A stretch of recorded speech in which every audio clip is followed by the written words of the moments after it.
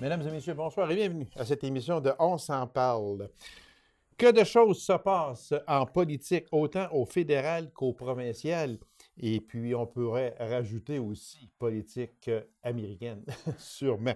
Alors, on discute de tout ça avec mon analyste politique qui fait toujours un devoir de venir nous rencontrer. C'est toujours un plaisir que de le recevoir également, Maître Marc Lemay. Maître Marc, bonsoir. Bonsoir, bonne année. Et également à vous, pareillement. Je l'avais dit, hein? Oui, c'est ça. La dernière fois qu'on s'est vu, que 2017 serait actif. Oui, puis il y a une chose que...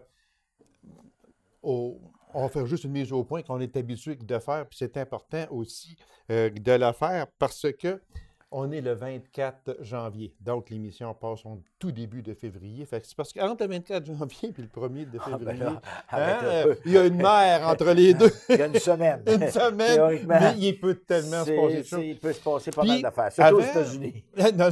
Puis avant d'aller analyser un peu la victoire, on l'avait faite, mais l'assermentation de M. Trump. J'aimerais juste, moi, juste faire une mise au point avec vous, Maître Marc.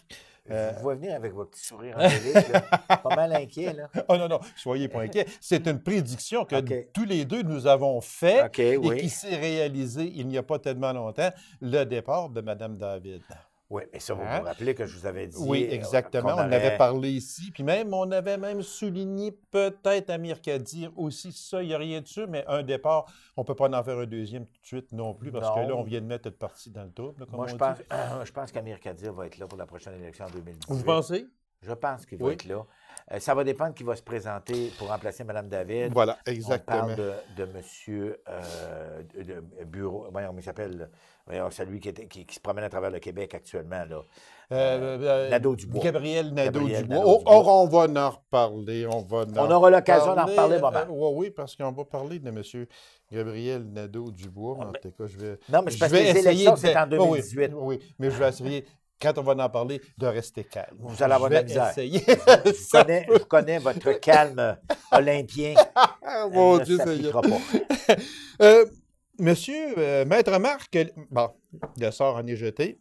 Les États-Unis ont officiellement un nouveau président depuis le 20 janvier dernier. Le 45e. Le 45e. Ça va être tout un. Est-ce que dans tout ça, le Canada marche sur des œufs, renégocier l'ALENA, le bois d'œuvre, on peut en nommer, l'automobile, etc.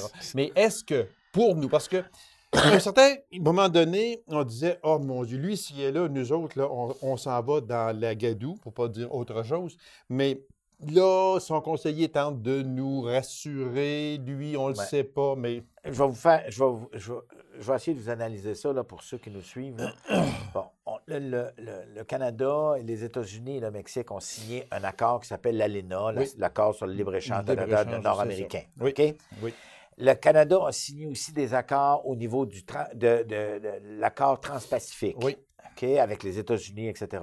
Le Canada fait partie de l'OTAN, l'Organisation du traité de l'Atlantique Nord, qui est une chose très importante pour la sécurité du Grand Nord. Bon, je vais juste parler de ces trois-là.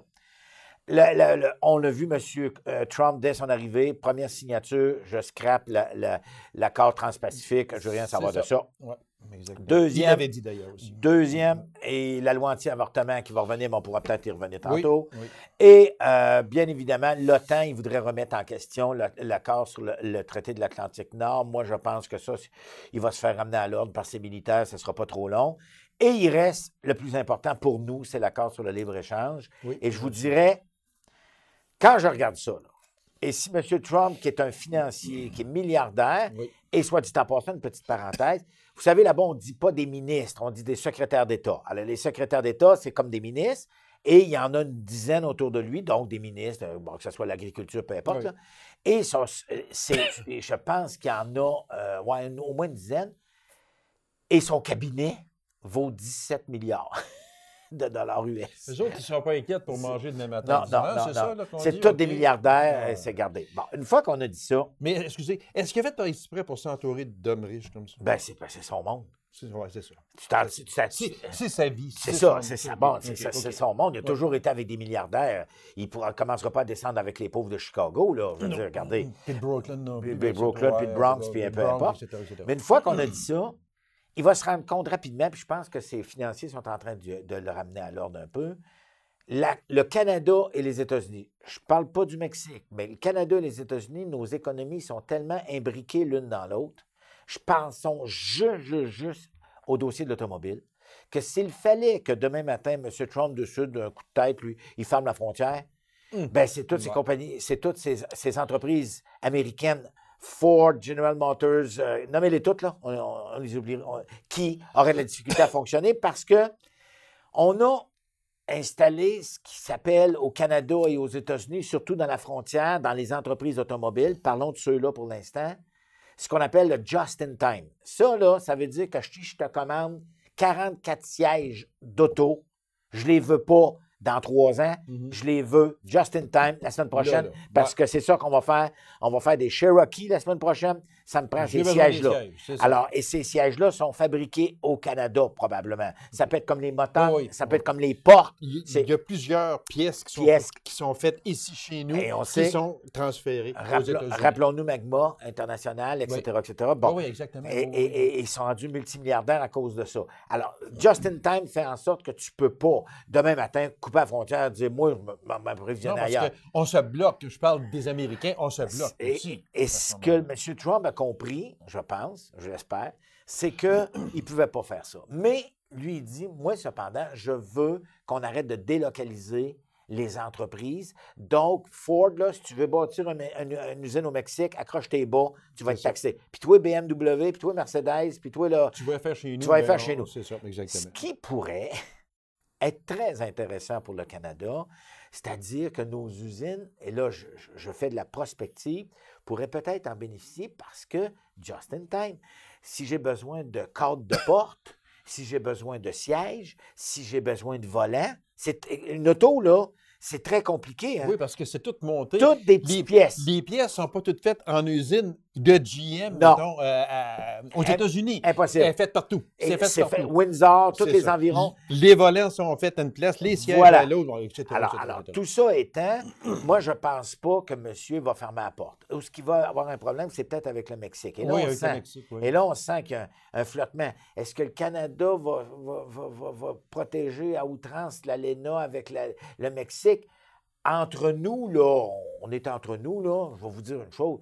L'ALENA, Canada, États-Unis, Mexique, n'a pas favorisé nécessairement le Canada, mais a favorisé énormément le Mexique parce qu'on a délocalisé beaucoup. Oui, et je regardais, je parlais avec mon ami Louis Garneau, des vêtements Louis Garneau. Ce que M. Trump veut, c'est des usines chez eux. Ce qu'a fait Louis Garneau, il a compris ça depuis longtemps, lui, c'est qu'il s'est bâti une usine aux États-Unis. Alors, c'est en train de se faire. Il veut venir. Pélican avec les kayaks est en train de faire ça. Ils vont probablement faire ça. Moi, ça m'inquiète moins. Où ça m'inquiète? Là, par exemple, là, on va parler sérieusement, puis ça touche notre région, c'est l'accord sur bois d'œuvre. Ah, mon Dieu. Ça, là, oui, je suis très inquiet. Oui, exactement, parce que ça, là, ça représente tellement de millions et de millions. Ça représente 60 000 travailleurs au-dessus. Ça représente des usines, transport. Oh, mon Dieu, c'est énorme. C'est énorme. Nous autres, le problème du Canada, du Québec en particulier et du Nouveau-Brunswick, quand on a produit du 2x4, parce que c'est de ça qu'on parle, ça ne me dérange pas de parler plywood, si vous voulez, on va se donner un exemple. Oui. Quand on produisait du 2x4, du 2x6, qu'est-ce qu'on faisait? On se posait pas la question, traversait aux États-Unis, ils achetaient tout notre bois, puis regarde, il n'y a pas de problème. La Colombie-Britannique a commencé à comprendre ça. Ils ont commencé à développer des nouveaux marchés avec la Chine, puis tout ça. Ben, eux autres, ils ont été un petit peu plus vite que nous autres. Mais de là à dire que le Canada et le Québec en particulier ont des tarifs préférentiels, puis qu'on leur donne des droits de coupe qui ne coûtent pas cher, puis tout le kit, là, je pense que les Américains ont toujours exagéré. J'étais dans ce dossier-là depuis 2004 jusqu'à 2011. Ça a toujours été clair. L'accord sur le bois d'œuvre, le premier accord qui a été signé, c'est clair. Il n'y a vraiment, vraiment aucune subvention que le gouvernement du Québec donne. Alors qu'aux États-Unis, c'est complètement différent. Et le problème, c'est qu'au Canada, On a d'énormes entreprises, pensons à Tembec, Oh, pensons oui. à Résolu, La Résolu, qui ont oui, qui ont beaucoup d'usines, alors que là-bas, aux États-Unis, c'est toutes des petites usines avec tous des petits propriétaires Mais individuels. ici, c'est gros. Alors, C'est ça mais que- ce qui arrive, bon. c'est que chacun des petits propriétaires individuels aux États-Unis peut faire une plainte. Alors, et c'est là. Et en partant, tu as une strike contre toi en partant Ouais. parce que le gars dit, ben, c'est bien valable, moi, je veux poursuivre le Canada, ou ben, le Canada parce que c'est le Canada, parce qu'ils nous font une concurrence déloyale avec le bois d'œuvre. Tout ce dossier-là là, est tellement compliqué, tellement complexe, qu'il faudrait qu'on le sorte, puis qu'on dise, là, on va s'asseoir, on va fermer la porte, on va s'entendre, puis on va s'entendre pour un bout. Fait que vous allez arrêter de nous dire que vos petites maudites usines, qu'il y en a une sur le bord du Maine, puis qu'il y en a une autre sur le Oui. bord du New Hampshire, Oui. Ce puis sont que c'est des de 20, c'est- très petites c'est usines. 20, 22, 50 employés. Exact- Ici, exactement. on ne parle pas de la même affaire Non, à la non, on salle, parle là, puis à la Santerre, puis à Amos. De Puis, centaines et de centaines. voilà. Maître Marc, Je sais, pour je ça, sais. oui, puis c'est ça, et c'est inquiétant. Juste une dernière, même pas une question, c'est une. On va juste regarder ensemble, puis on ne passera pas le restant de l'émission dessus parce qu'il faut parler de M. Stéphane Dion aussi. Oui, hein. oui, c'est bon. C'est parti. Au lendemain de son assermentation, M. Trump traite déjà les journalistes de menteurs. Il s'en prend à eux pour le nombre de personnes à son assermentation. C'était-tu vraiment important? Et une chose que vous avez été en politique vous-même, et pas seulement en politique, un peu dans n'importe quoi, que ce soit un athlète, n'importe quoi. Vous savez aussi bien que moi que les journalistes peuvent vous détruire du jour au lendemain. Mais, Puis ils peuvent vous monter au ciel du jour au lendemain également. mais quand ils montent, ils redescendent. Mais quand tu montes. Exactement. Est-ce que c'est- c'était c'est du important de Donald- dire qu'il Non, n'avait c'est- 800 000 ou 2,5 millions? C'est du Donald Trump. Oui, c'est ça. Ouais. Parce que CNN a fait ce qu'ils ont fait CNN, puis NBC, puis ABC, ça, c'est les grosses compagnies américaines de télévision. Ce qu'ils ont fait, c'est qu'ils ont fait un parallèle. Oui, ils ont on fait un voit deux parallèle. photos. Oh oui, oui, une oui. photo 2009, Obama, puis une puis, photo avec Oui. Mais c'est sûr qu'en 2009, M. Obama arrivait, puis c'était quasiment le dieu qui Oui, arrivait. c'était un Il y avait dieu. 2 millions de personnes. C'était un moment tellement historique. Oui, là, c'est un moment historique, mais peut-être pas de la même façon. Mais M. Trump a toujours haï les journalistes. Il a toujours haï les Puis là, il vient journalistes. de se les mettre Il à va- dos, pas à peu près. Ouais, là. mais Oh. il changera. Mais moi, c'est la première fois, puis Dieu sait que vous le savez que je suis la politique, c'est la première fois dans toute l'histoire récente, parce qu'il n'y en avait pas avant, là, mais qu'un porte-parole du président s'en prend avec une telle hargne contre Oui. les journalistes. Oui. Il t'a fait un speech, je l'écoutais, Ah oui. là, puis je l'écoutais en anglais parce que je voulais être sûr que je voulais bien entendre. Là. J'écoutais ça, là, puis je disais, non, c'est pas vrai, là, dites-moi que je rêve, ce gars-là, il se pense où, lui, d'un film? Il te les a démolis, là. Oui, Écoute, exactement, oui, vous oui. êtes une gang de... Il les a traités de menteurs. Je ne de- sais pas, je vais vous dire une affaire, je ne sais pas ce qui va se passer, mais je sais que M. Trump ne dort pas souvent, puis il ne dort pas longtemps, parce que ça a bien l'air qu'à 3h30, 4h du matin, lui, à 5h du matin, il y a toujours un tweet sur Twitter à tous les jours. Alors, il va-tu marcher juste avec ça durant toute sa campagne, c'est-à-dire 140 mois et plus, et pas, pendant toute sa présidence? Écoutez, c'est clair qu'avec les journalistes, ça part mal. Je ne suis pas certain. Ça risque de ressembler avec M. Harper. Vous vous rappelez de M. Harper? Oui, hein? Oui. M. Harper, il a fait beaucoup Oui. de conférences de presse, lui. Oui, Alors, je exactement. pense qu'il n'aura peut-être pas beaucoup mais la pression va être beaucoup plus forte aux États-Unis qu'elle l'était au Et Canada. voilà, exactement. Alors, M. Trump, ben, le monde entier va le suivre. Hein? Ah, ben, Le c'est monde clair. entier va le Il suivre. n'y a pas un pays dans le monde qui n'a pas un journaliste accrédité sur la colline, Sur- appelons-la la colline par la, à la Maison-Blanche, à la Maison-Blanche, c'est il n'y ça, en a ouais. pas un. Fait que les conférences de presse du président ou peu importe, il y a toujours entre 100 et 250 journalistes. Mais là, on le voit que depuis quelque temps, il y en a plus que ça. Là. Oui. Alors, je peux vous dire que ça vient de partout. Là. Bon, alors, M. Trump, Bonne chance. bonne chance. Puis soyez pas trop dur avec nous, See you s'il la vous terre. plaît. Comme dirait le français, see you la terre. C'est- Maître Marc, Oui. Monsieur Trudeau, Justin de son prénom, on ne parlera pas de ses vacances à l'été, je veux dire aux fêtes, mais on peut en parler si on a du temps. Mais il a montré la porte à Stéphane Dion. Tasse-toi, mon nom. Mon oncle, est-ce que c'est une surprise? L'avez-vous vu venir? Moi, personnellement, je lis, vous savez très bien qu'on s'occupe Ouais. beaucoup, je veux dire, on lit beaucoup de politique, on la suit. Puis, moi, personnellement, ça m'a surpris. Pas moi. Non? Je vais vous dire pourquoi. OK. L'été dernier, on sentait qu'il y avait quelque chose qui le courant ne passait pas entre les deux. C'est là. clair. Ouais. Moi, je peux vous dire, j'étais sur la colline parlementaire jusqu'en 2011. Oui. M. Trudeau est arrivé en 2006. Oui. M. Dion était déjà ministre. Je me rappelle encore, 2004-2005, il était ministre là, avec Paul Martin. Et tu voyais que ça ne passait pas. Et quand il est devenu chef, en 2008, je pense, en tout cas, peu importe, oui, il me semble que c'est ça, 2008, entre lui et M. Trudeau, c'est clair que ça ne passait pas. Bon, mais M. Trudeau ne pouvait pas ne pas le mettre dans son cabinet. Oh non. Il lui a donné ce ministère-là, qui est le ministère des Affaires extérieures, qui est un ministère extrêmement important. Et M. Dion a fait ce qu'il avait à faire. Moi, j'ai comme l'impression que la chicane a commencé à pogner à partir du moment donné où il y a tout eu l'accord sur le libre-échange, l'accord de Paris, toutes les négociations sur l'environnement, sur le climat, les chars d'assaut, ou en tout cas les camions qu'on a vendus à l'Arabie Saoudite, puis que tout le monde dit que ça ne sert pas.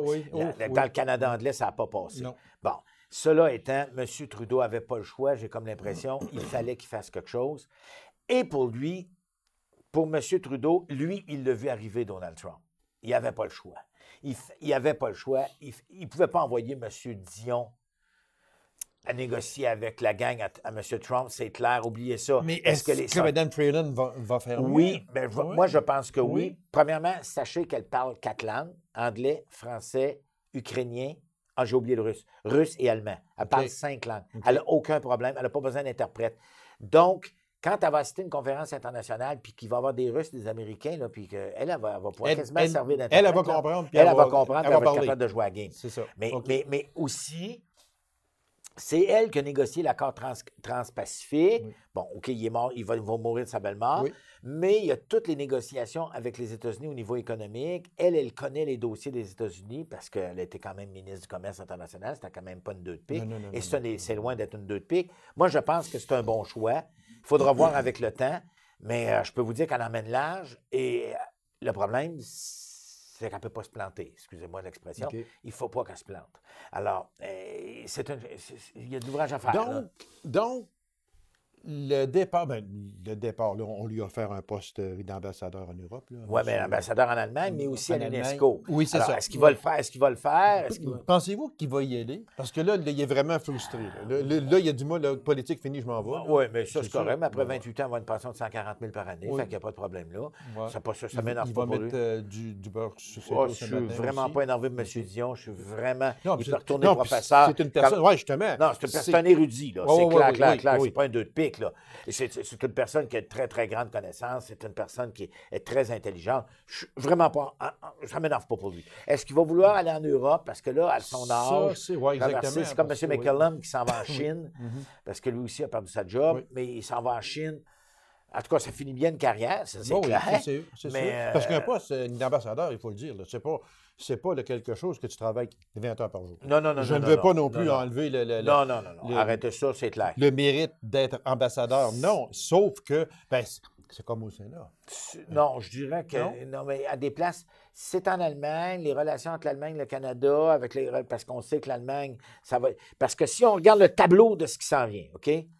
Après les États-Unis, là, vous allez avoir des grosses élections en Europe, les élections en France. Oui. Ça, c'est très important. La droite va reprendre le pouvoir en France, ça, c'est sûr. On aura l'occasion d'y revenir un moment donné. L'Allemagne, Mme Merkel, Angela Merkel est en train de jouer sa carrière politique. Donc, puis là, il y a des liens extrêmement importants avec toutes les relations internationales que le Canada entretient.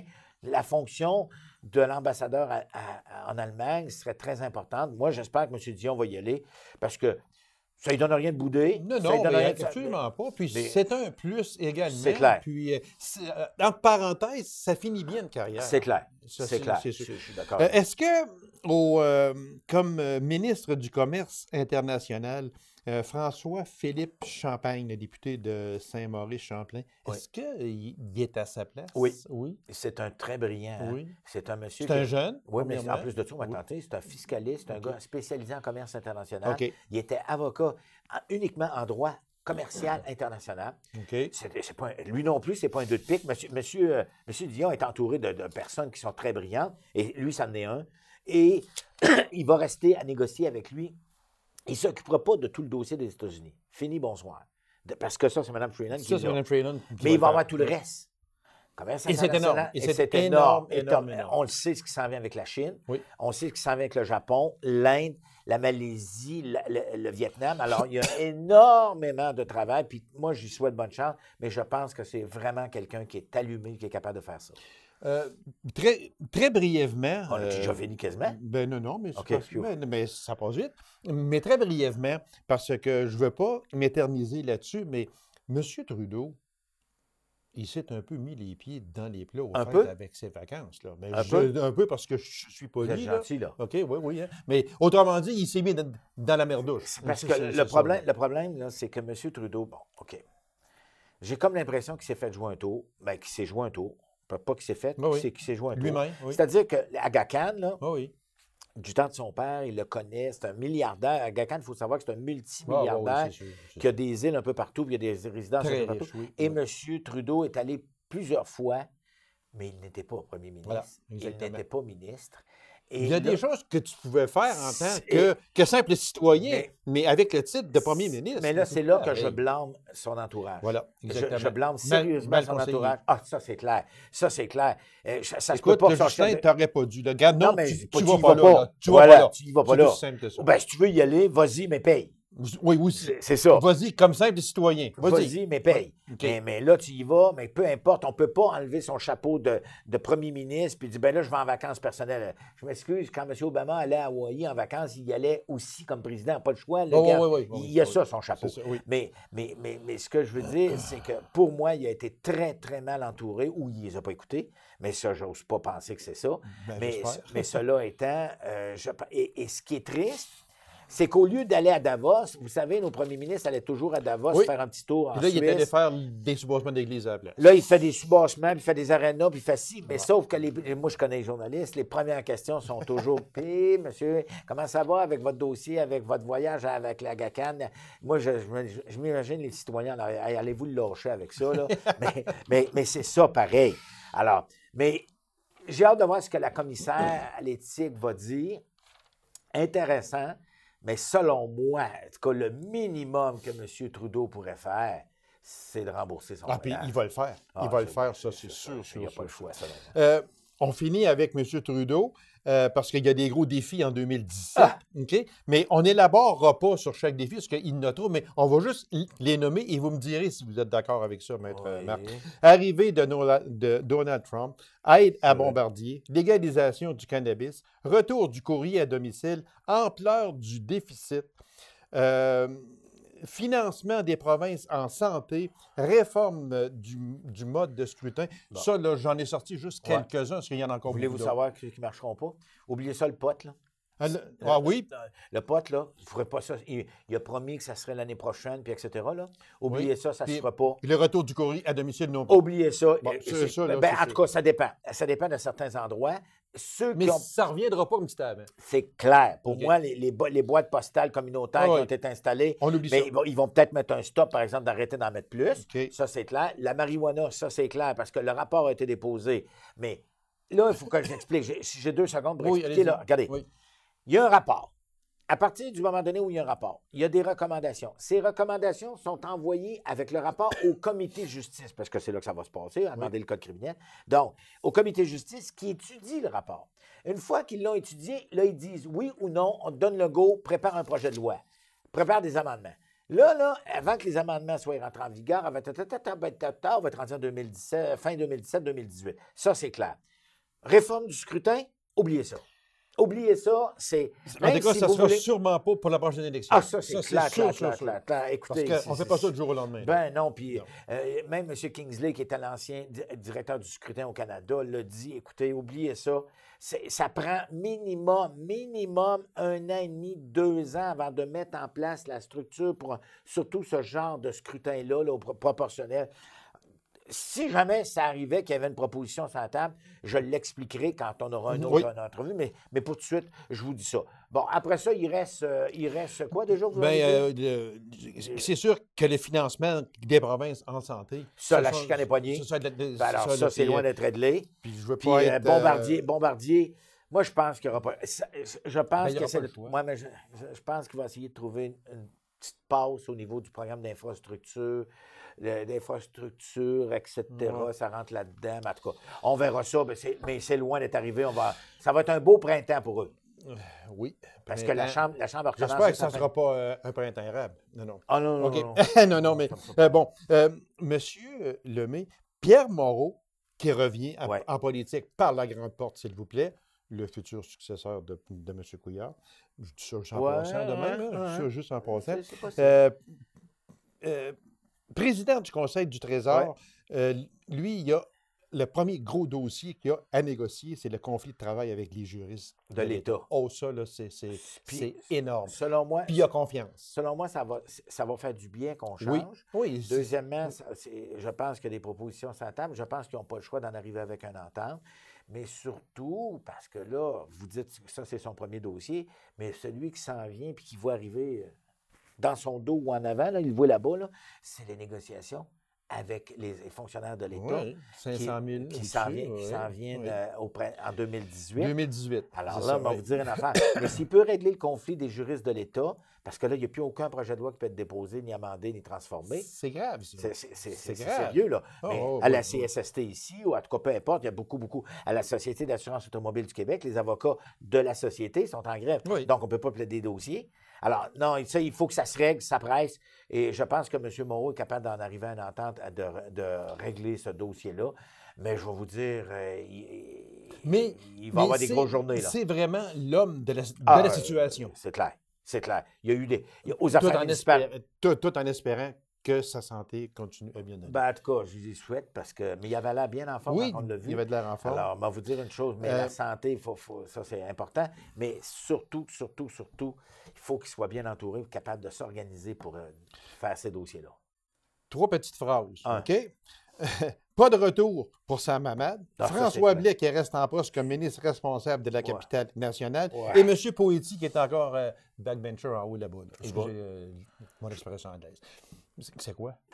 À sa maman, c'est clair que lui. Lui, il ne reviendra plus. Il ne Là. reviendra pas, même s'il l'aimait bien, là, M. Couillard, mais sauf qu'il a fait des choses qui.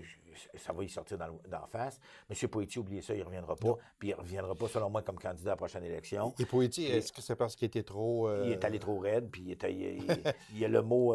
Comment dirais-je? Il était trop franc? Il était trop franc? C'est peut-être le mot discernement. Ouais. Moi, je dirais qu'il était trop franc. En tout cas, mais veut pas, là. On est enregistré le 24, là, puis ça passe le 2 février. Le premier? Ouais, OK. j'espère qu'entre les deux, il va y avoir un sondage. Avez-vous vu le Ben, dernier il y en a un. sondage? Il y en a un. L'avez-vous 32, vu? 29, 23, L'avez-vous vu? 9. Malgré tout ce qui arrive. Le Parti libéral reste tout le temps. Malgré tout ce qui Fait que arrive. imaginez-vous que s'il y avait des beaux gros dossiers, il ira chercher sans compter. Bon. Il y a Oui. une minute seulement. Malaise au Parti québécois sur le cas de Martine Ouellette. Le Bloc, le Parti québécois. Je vais siéger là, mais je vais faire une conférence. C'est quoi l'affaire? Elle s'en là? va au Bloc. Ça, c'est clair. Elle s'en va au Bloc. Elle s'en va au Bloc. Oui, mais Est-ce il qu'elle faut va qu'elle rester? quitte le Parti Il faudra québécois. non, mais quitter le Parti québécois, non, parce que tu peux te demander des deux partis. Est-ce qu'elle va quitter l'Assemblée nationale, Je par veux dire, exemple? OK, quitter, Ouais, OK. ben, Oui. Ça, c'est le... Donc, elle ne devrait plus, en principe, quand elle va déposer son bulletin, en tout cas, appelez-les comme Oui, vous bulletin de voulez, candidature. à la chefferie du Bloc, Ouais. il faut absolument qu'elle dise « Moi, je ne suis plus député. Oui, mais moi, je suis encore plus machiavélique que vous. Oui, allez-y. 30 secondes. Y a-t-il quelque chose qui presse de Non. faire une campagne à la chefferie du Bloc? Absolument Elle pas. pourrait rester là, elle pourrait faire les deux. Vous le connaissez, le Bloc, hein? Oui, oui, je connais. Monsieur Lemay, merci infiniment. On se revoit un petit peu plus tard en février. C'est tellement intéressant. Il y a tellement de dossiers On également. a beaucoup de plaisir. En politique, c'est la mer. Merci beaucoup, Monsieur Lemay. Merci. Alors, Bonne mesdames fin de et soirée. messieurs, merci d'avoir été là. On se donne rendez-vous à une prochaine émission. On s'en parle. Au revoir et bonne semaine.